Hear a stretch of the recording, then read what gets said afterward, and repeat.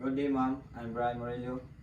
This is my topic: jail security rule, calamities or incident in prison or jail needs contingency and plan in ways of fire or conflagration. Next,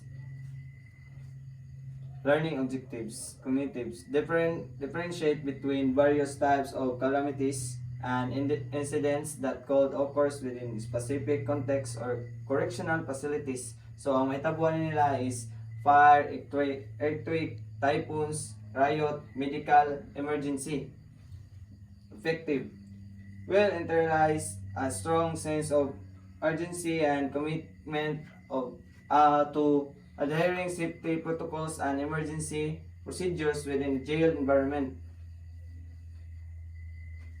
Psychomotor. So, quickly and efficiently activate the appropriate alarm system communications protocols in case of fire or other emergency within the facilities.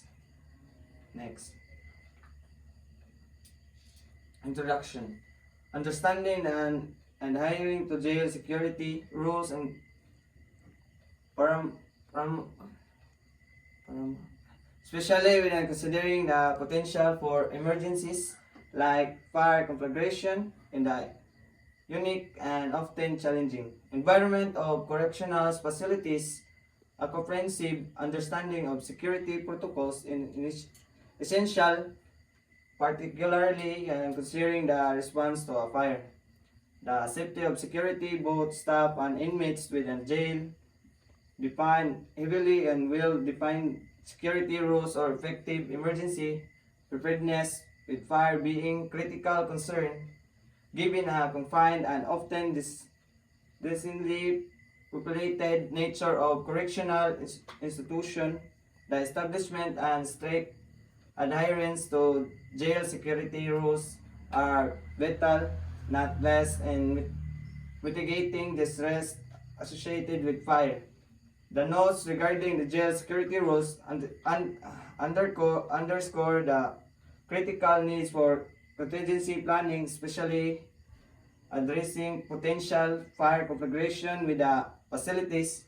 As I indicate, these reminders on jail security rule or proactive approach to emergency preparedness, including details plans for fire incidents, is non-negotiable.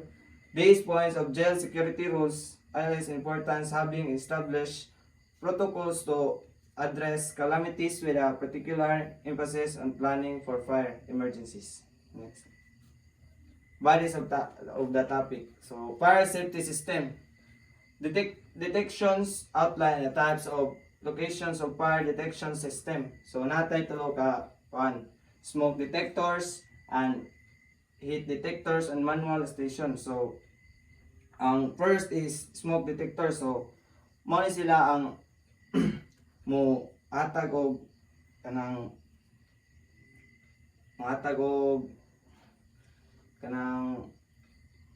kuan sa palibot sa prison nga naisunog dali ra kay maka-detect. So dapat daw isuod sila sa kanang room sa mga preniso tapos sa opisina sad sa mga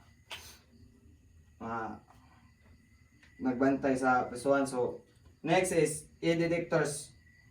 Kasagaran ni siya ibutang sa kanang kusina na ang sunod kay adto sa engines room.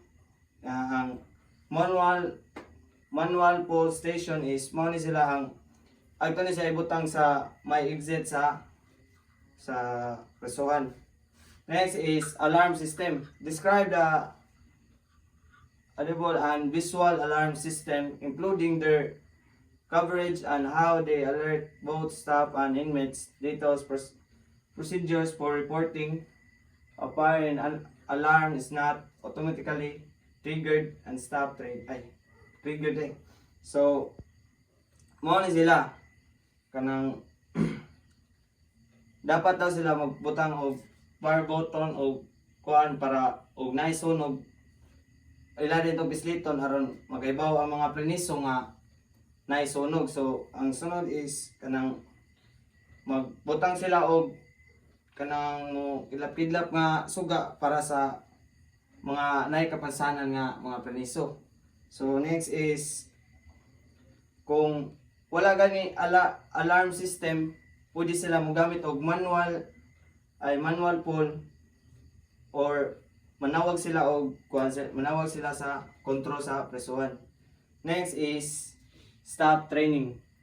Details the frequency and content or fire safety training for all staff members, including prevention practices, proper use of fire extinguisher, evacuation procedures, and riot. So, kani sila, mao na yung gamito nila para ang mga preniso kay bawa sila sa paglikay sa sunog, paggamit sa fire extinguisher, o makaibaw sila asa sila mo evacuation sa pag nanay sunog. Na next is fire hazard management. So data procedures for identifying and mitigating potential fire hazard, improper storage of flammable materials, electrical safety check, control of smoking area. So kasagaran ging kuan sa prisuhan nga masunog jud kani jong smoking, kay ang smoke kay ang mga kasagaran sa mga preniso kay di man gid kuan na to pataka lang jud sila glabay sa ilang upo sa ilang sigarilyo mo na magkakos sila og kanang sunog. So ang ikaduha na is electrical safety check. So dapat jud ang mga nagbantay sa mga preniso maka-check sad sila sa kuryente wala bay panit. So aron ug naay panit ayo din nila dayon. So ang sunod kay flammable material. So mo na sila kanang chemical nga dahil sa init. So dapat jud dagit sila saktong butanganan. Next is summary. Their rules and especially the plans of dealing with a fire are there as provide a sense and direction is a chaotic and terrifying situation. They are about ensuring that small does turn into a strategy that people aren't confused or helpless in a moment of. Ultimately, it comes down to human compassion and responsibility. The role is but is the understanding, the training, and willingness of every person inside a jail. Thankfully and decisively, that will truly makes a difference with the face with the emergency fire. It's about of protecting lives and ensuring that everyone's, regardless their situation, has best possible chance of getting through dangerous events. So, money reference ang okay, next. Thank you.